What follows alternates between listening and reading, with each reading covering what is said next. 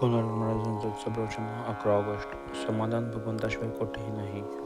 खरोखर जे आपल्या बुद्धीला पटते आणि अनुभवला ते सत्य आहे असे धरून चालला हरकत नाही. मग त्याच्या आड कोणी येत असेल तरी तिची आपण पर्वा करू नये. पण ते सत्य अनुभवायला यायला आमची बुद्धी स्थिर पाहिजे. हल्ली जगात बुद्धिभेद फार झाला आहे. अशावेळी माणसांची बुद्धी स्थिर राहणे फार कठीण झाले आहे. अगदी अत्यंत सदाचाराने वागणाऱ्या माणसाची सुद्धा बुद्धी केव्हा फिरेल हे सांगता येणार नाही. केवळ शास्त्र सांगते म्हणून अमुक एक सत्य आहे असे धरून चला असं मी म्हणत नाही. मी सांगतो ते सत्य आहे असे तुम्ही म्हणा असं मी म्हणत नाही. तुम्ही आपल्या स्वतःच्या विचाराने ठरवा की जीवनात तुम्हाला समाधान पाहिजे ना. ते समाधान भगवंताशिवाय दुसरे कुठेही आपल्याला मिळणार नाही हे अगदी निश्चयाने ठरवा. एकदा तुमचा निश्चय कायम झाल्यावर तुमच्या आड कोणी येऊ शकणार नाही. निश्चय मात्र कायम पाहिजे.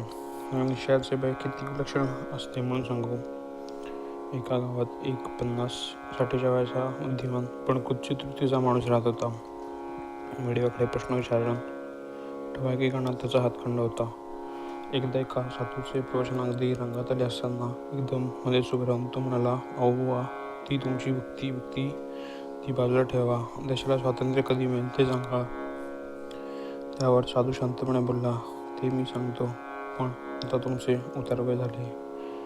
काय केव्हा झडप घालेल याचा नेम नाही. तर आता मला सांगा की प्रपंचाची उपाधी, देहाची व्याधी आणि मृत्यूची मगरमिट्टी यातून स्वातंत्र्य मिळवायला काही प्रयत्न तुम्ही केला आहे का?" हा मार्मिक प्रतिप्रश्न ऐकून टवाळखोर चूप बसला, पण त्याचे विचारचक्र सुरू झाले. दुसऱ्या दिवशी तो त्या साधूला भेटून म्हणाला, "आजपर्यंत मी स्वतःचा विचार केलाच नाही, पण मी काय करू ते मला सांगा." साधू बोलला, 2 वर्ष मौन धरून नामस्मरण करावे. त्या दिवसापासून त्याने दृढ निश्चयाने मौन धरले आणि नामजपाचा तडाखा लावला. मौनाचा अवधी संपल्यावर साधूची पुन्हा गाठ पडली. तेव्हा तोही संपल्यात पाणी आणून म्हणाला, "महाराज, मला सर्व मिळाले.